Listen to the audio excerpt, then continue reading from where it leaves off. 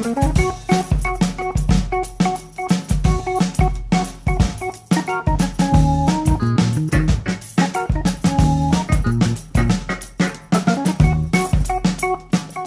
tal? ¿Cómo les va? Bienvenidos. Esto es un nuevo programa de Fórum Jurídico Fiscal emitido a través de Argentinísima Satelital para todo el país. Una semana muy importante, muy atareada para todos los colegas a raíz de los vencimientos y también para nosotros, para nuestra producción, porque tenemos un programa realmente muy interesante. Vamos a continuar hablando de servicios digitales como lo hemos venido haciendo en emisiones anteriores, esta vez específicamente refiriéndonos a los medios de pago. También vamos a continuar con las exposiciones referidas a los contratos de participación público-privada. Tendremos nuestra sección tuitera habitual, 3 Twitter para nuestro que estamos tuiteando en materia tributaria y además las últimas novedades, muy importantes por cierto, en nuestro habitual ¿Qué pasó en la semana?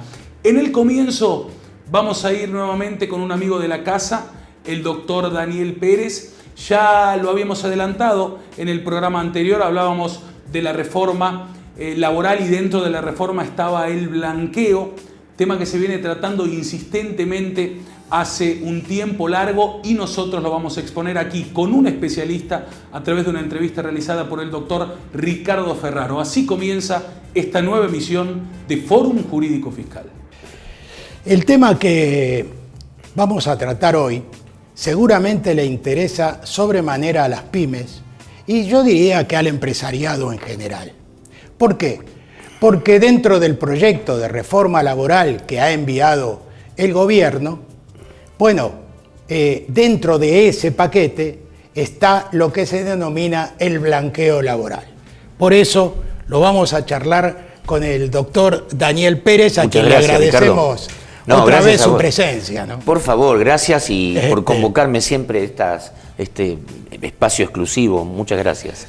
Daniel, viste que incluso lo has explicado en algunas oportunidades que el proyecto de reforma laboral tiene varios aspectos. Claro. Pero hay uno en particular que yo creo que nos interesa a todos, y al contador no te digo, obvio, que es el del blanqueo laboral. ¿Cómo funcionaría? Bien, sí. Muy bien dijiste, es parte del paquete. El paquete es más grande, es más global, tiene 3 proyectos, pero este es el que descolla más, porque aparte es el que se venía esperando, el que se venía trabajando, que es, se llama regularización del empleo o blanqueo laboral. Este es uno de aquellos del proyecto.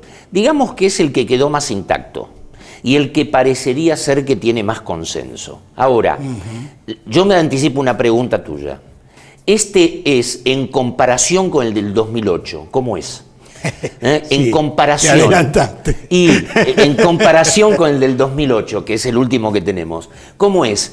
¿Más ventajoso, menos ventajoso? Y yo diría que desde el punto de vista del costo empresarial, menos ventajoso. Sí, menos ventajoso porque, sabemos perfectamente que esto tiende a regularizar relaciones ocultas, no solamente relaciones ocultas, sino también relaciones que tienen una fecha de ingreso distinta y una remuneración distinta. Esto es lo que es regularizar. Ocultamiento de la relación, para ponerla en claro, situaciones de remuneración distinta y de fecha distinta. Esto funciona a partir de la exteriorización, obviamente, no solamente de la situación de espontaneidad, sino también cuando hay conflictos previos. Yo puedo también regularizar situaciones conflictivas. Este es un tema importante. Claro, es decir, tengo ya un reclamo por parte de un trabajador.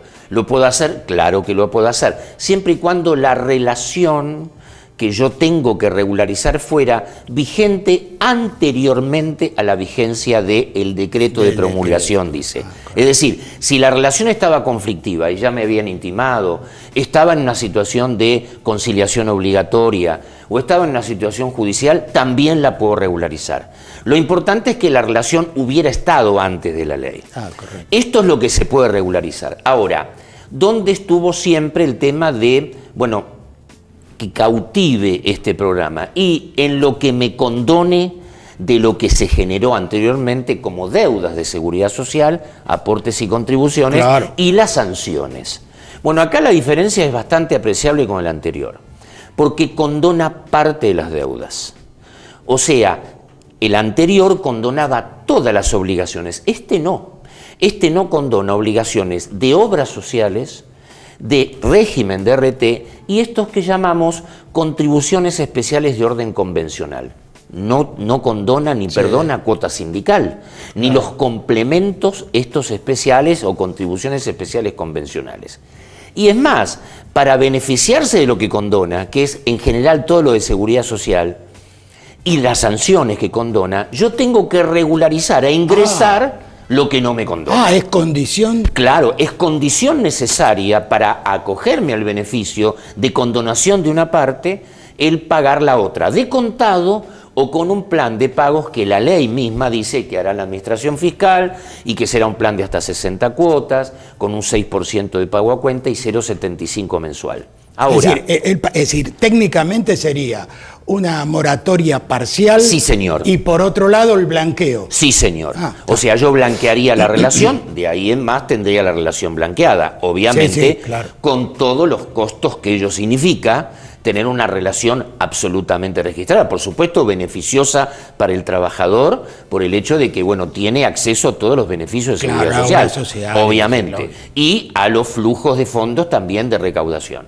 Pero claro, este tema de lo que significa el perdón o la condonación de ciertas deudas va a generar un cálculo en todo caso. Claro. Y lo que sí es positivo es que dentro del esquema sancionatorio, lo que se perdona, hay un tema muy especial, muy interesante, el blanqueo, que es cambiarle la naturaleza a estas multas famosas de los artículos 8, 9 y 10 de la Ley de Empleo, que en general son los que generan más conflicto en el conflicto. Es decir, se reclaman esas multas y son a favor del trabajador.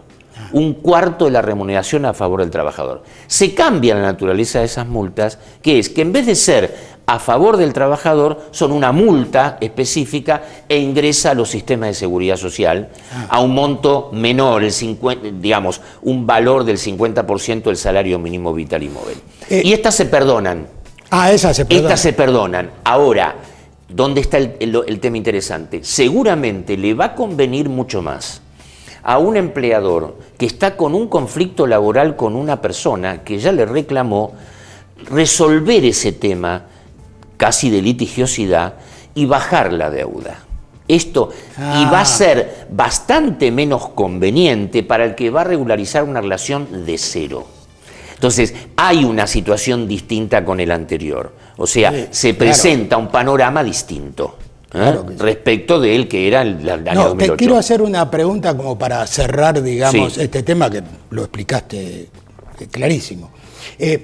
Hay una persona, ¿no?, que estoy en litigio o estoy por resolverla, con lo cual cuando resuelvo esto, si le incorporo, tengo que pagar sindicato, obra social, RT, etcétera.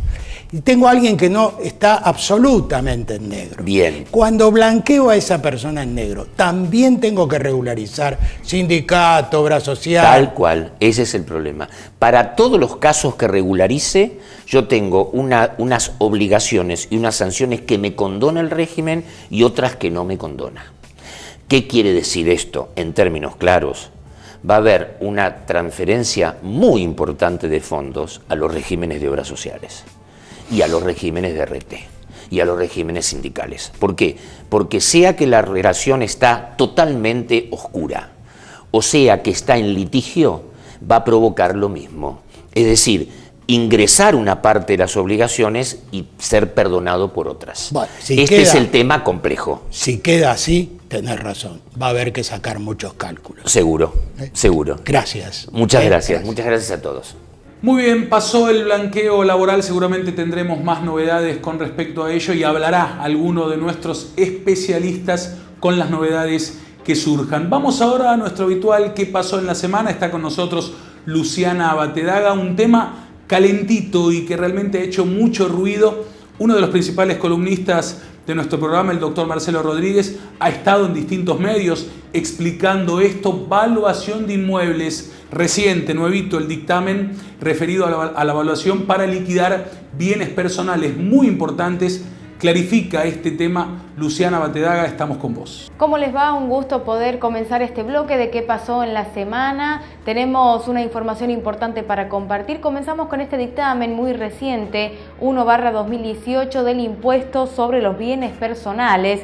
Se establece que el importe de la evaluación fiscal homogénea es el que corresponde considerar como base imponible o valor fiscal de los inmuebles ubicados en la ciudad autónoma de Buenos Aires, a los fines de establecer las valuaciones de tales bienes para la liquidación y determinación del impuesto sobre los bienes personales en los términos del tercer párrafo del inciso A del artículo 22 de la Ley del Tributo. A los fines de evaluar los automotores en el marco del segundo párrafo del inciso B del artículo 22 de la Ley de Impuestos sobre los Bienes Personales, la comparación del valor residual del automotor con el importe consignado por el fisco anualmente debe efectuarse durante todos los años de vida útil asignados por el contribuyente de dichos bienes. Una noticia importante para arrancar el qué pasó en la semana. Queremos agradecer en esta oportunidad a la gente de Estancias que nos acompaña en sus dos locales de calle Avellaneda y también del portal Santiago del Estero. Beli, volvemos a vos. Muy bien, ha pasado el habitual ¿qué pasó en la semana? Con un tema muy importante, dictamen 1 del 2018 de la Dirección de Asesoría Legal e Impositiva y de los Recursos de Seguridad Social. Muy interesante y está haciendo muchísimo ruido. Vamos a ir ahora a la segunda entrevista del programa. Miren ustedes cómo llegaba el doctor Sebastián Domínguez a la entrevista. Tenemos imágenes realmente muy buenas en exclusiva. Así íbamos a empezar a hablar de un tema del que ya venimos desarrollando en 2 o 3 oportunidades sus aspectos centrales. Hablamos de los servicios digitales y su gravabilidad. Esta vez la forma de pago regulada por la AFIP. Luego de esta llegada, charlaba con nosotros el doctor Sebastián Domínguez en Fórum Jurídico Fiscal. Estimado Sebastián Domínguez, una vez más con nosotros. Muchas gracias, Ricardo, por la invitación. No, es que esta vez estamos muy agradecidos, sabemos de la serenidad que pusiste para poder ahora, completar definitivamente cómo se pagan los servicios digitales en el IVA. Ya salió la resolución. ¿Qué te parece? ¿Charlamos un poquitito? Sí, cómo no. Sí, efectivamente salió la resolución 4240 el 14 de mayo y vino a cerrar parcialmente los temas que tienen que estar previstos para el tema de la gravabilidad de los servicios digitales del exterior, digamos. Quedan 2 puntos pendientes, que son unas reglamentaciones que tiene que sacar la AFIP, que surgieron de esta misma norma, que es un régimen de información que van a tener que cumplir los intermediarios en el pago y un régimen de devolución para aquellos casos donde se pueda pedir la devolución de unas percepciones, que eso estará pendiente. Pero aquí lo importante es que ya quien consuma los servicios digitales, el prestatario, el que va a recibir los servicios digitales, ya sabe cómo se va a pagar el IVA. Y entonces lo que vino a hacer la AFIP a través de esta resolución es crear 2 listados que fueron una facultad que le delegó el Poder Ejecutivo, y entonces creó 2 listados. Uno de empresas que podríamos llamar empresas puras, prestadoras de servicios digitales del exterior, y otro de empresas que pueden prestar servicios digitales, pero a su vez también pueden vender bienes o prestar otros servicios. O sea, las que, no por decir impuras, sino mixtas, que te pueden prestar servicios y además incluso vender bienes. También vender bienes, sí. Por ejemplo, podría llegar a ser, Amazon. Claro. O en el caso, las que están incluidas en este listado es Airbnb o Booking, que no solo prestan un servicio digital, sino que también venden un alojamiento de un hotel en otro país. Entonces, están incluidos en el segundo listado.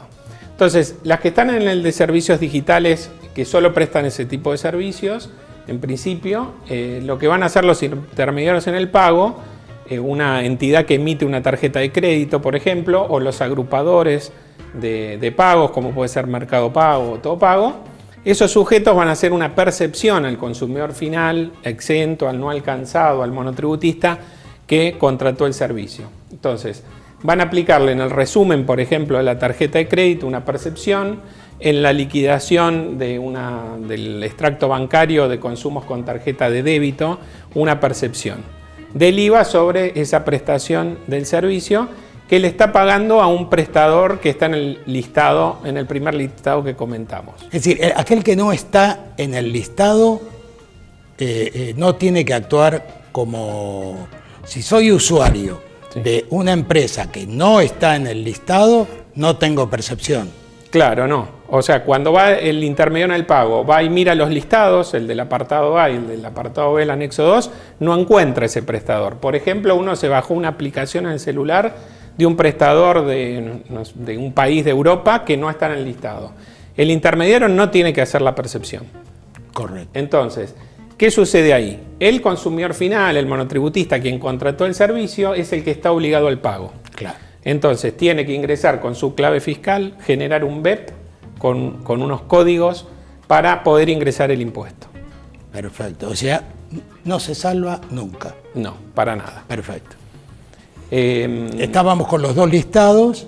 Si está en el listado, actúa. Y si se trata de los que son impuros, del listado que además de servicios vende bienes o algo así. Claro, en ese caso, la AFIP lo que le ha indicado a través de esta resolución a los intermediarios en el pago es que lo que tienen que hacer es verificar que la empresa está en el listado ese del apartado B del anexo 2. Si está en el listado, solo van a actuar como agentes de percepción en la medida que el prestatario, digamos, no sea responsable inscripto, o sea que, porque si no, eso está grabado por otro hecho imponible, y en la medida que la prestación no supere los $10 o su equivalente en otra moneda. Entonces, si se le paga, por ejemplo, a una de estas empresas, a Booking, $150, no corresponde la percepción. Sin embargo, si se pagan hasta $10, sí corresponde la percepción. $150, dijiste. Sí.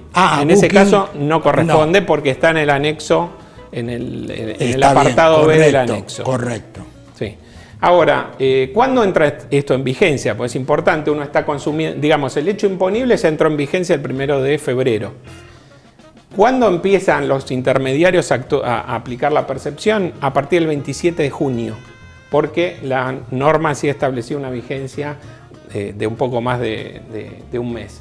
En consecuencia, mientras siga pasando el tiempo y los consumidores finales, los exentos, sigan contratando estos servicios, hasta llegar a ese momento no van a sufrir las percepciones y deberían ellos generar el BEP y pagar el impuesto en forma directa.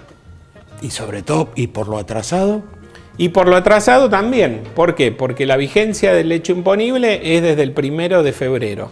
Entonces, si bien la resolución no lo dice expresamente, la realidad es que existe una obligación de los consumidores finales, ahora que saben cómo ingresarlo, que deberían ingresar el IVA de los hechos imponibles pasados. Ahora, estoy pagando por un hecho imponible que sucedió, que no tenía sistema operativo para hacerlo efectivo, ¿tengo que pagar con intereses? Y no, ahí entendemos que no. O sea, es una mora que no es culpable al contribuyente, no había incluso ni una fecha de vencimiento para el pago del impuesto, con lo cual, al no estar reglamentado, no corresponderían intereses. También hay que mencionar que la norma, muchas veces cuando sucede esto, las normas dicen que hay tiempo hasta tal fecha para ingresar el impuesto desde que se produjo el hecho imponible. En este caso no dice nada la norma. No hay norma de transición. No hay ninguna norma de transición, entonces no se hace ninguna mención. Pero bueno, como el hecho imponible se generó, en principio debería tributarse. Y decime, ¿en qué momento las empresas intermediarias o las agrupadoras deben hacer la percepción? Bueno, momento, ¿no? Sí, esas van a tener que hacer si bien van a incluir la percepción en el listado, por ejemplo, una tarjeta de crédito, en el resumen de la tarjeta va a aparecer la percepción, el momento para practicarla es el del cobro, cuando el consumidor final paga. ¿Sí? Entonces va a estar en el resumen, pero no es que para ellos por ponerla en el resumen ya está percibido el impuesto. Recién cuando el consumidor final pague el impuesto, ahí va a ser el momento de la percepción. Y una cuestión también muy importante que aclara la resolución es qué pasa cuando, es muy común en el caso de tarjetas de crédito, que hay un titular de la cuenta que tiene una determinada condición ante el IVA y hay adicionales que tienen otras condiciones. Entonces, ¿cuándo corresponde la percepción? Si el titular de la cuenta es consumidor final, pero hay un adicional que es monotributista, por ejemplo. ¿Qué hace ahí el intermediario? Y lo que dice la norma es que el intermediario tiene que atender a la condición del titular de la cuenta. Entonces, si el titular de la cuenta es consumidor final y hay un monotributista que consume un servicio digital, la percepción no va a ser practicada y el monotributista va a tener que ingresar el impuesto en forma directa. Por el contrario, si hubiera un monotributista titular de la cuenta y un responsable inscripto adicional que consume el servicio digital, va a practicar la percepción, el intermediario, al monotributista, independientemente que el responsable inscripto va a tener su hecho imponible por otro artículo de la ley. Claro, es decir, en ese caso lo que se llama genéricamente una importación de servicios que, digamos, por ser responsable inscripto, se produce el hecho imponible. Exacto. Y que existía antes de esta ampliación del hecho imponible, ¿no? Tal cual. Desde ya. ¿Algo que se me haya olvidado de preguntarte y que a vos te parezca importante? No, creo que hemos entrado Creo que hemos dado un buen principales. panorama, ¿no? Sí, sí. Bueno, te agradezco, Sebastián. Sé de tus urgencias con los tiempos, así que Forum te agradece muchísimo que otra vez hayas colaborado con nosotros. Bueno, muchas gracias, Ricardo, es un placer estar por acá.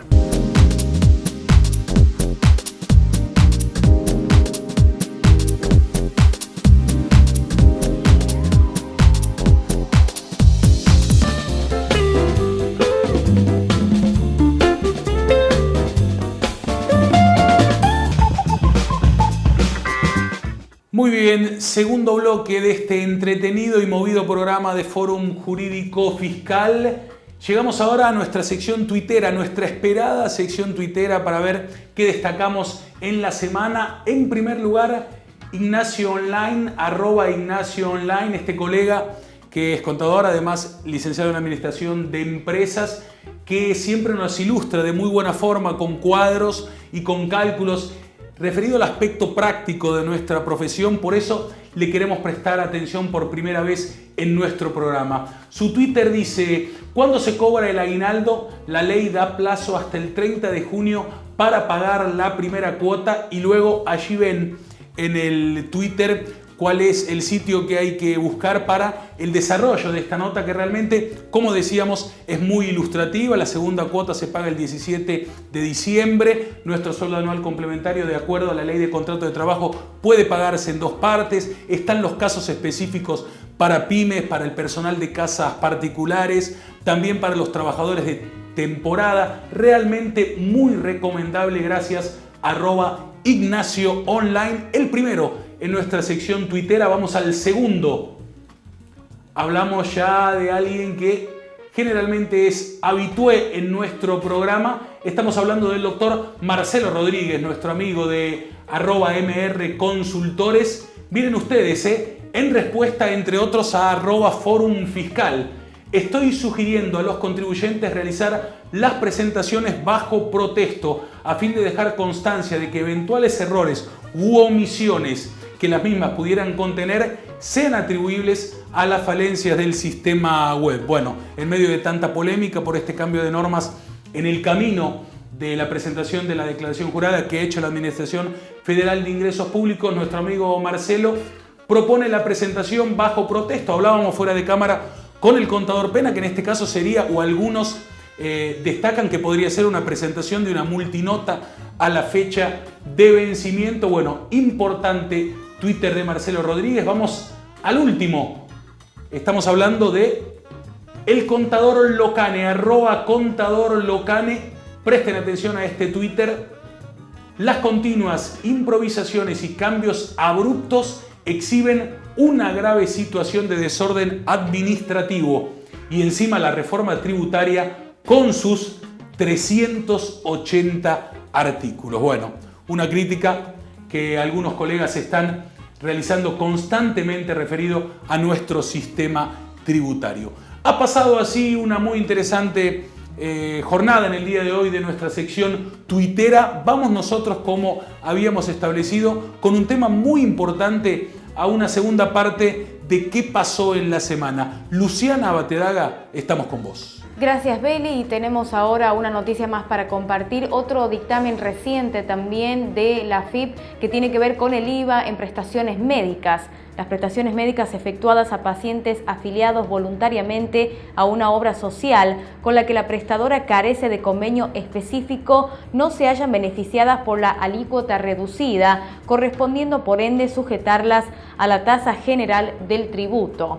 Ello así, toda vez que al no existir un acuerdo previo entre la obra social y la consultante, esta última no contará con una constancia emitida por dicha entidad que certifique que los servicios resultan comprendidos en el beneficio de reducción de la alícuota.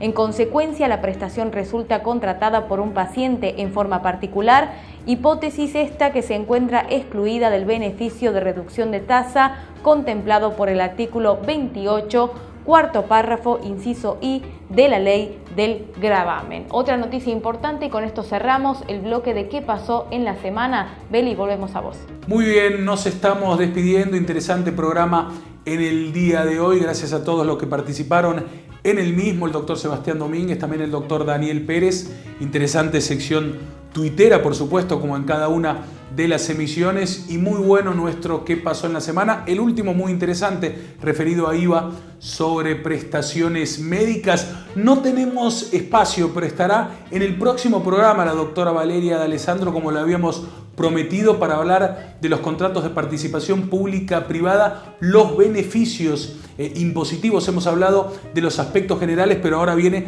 lo más importante, tal vez lo que a ustedes más les interesa, así que la tendremos a la doctora en la próxima emisión. Gracias, contador Pena, en la producción ejecutiva en la Ciudad Autónoma de Buenos Aires, el doctor Ricardo Ferraro, detrás de cámara y en la edición Hernán Ramos. Nos despedimos, los encontramos dentro de 7 días para hacer nuevamente esto que es, y realmente es un placer, Fórum Jurídico Fiscal.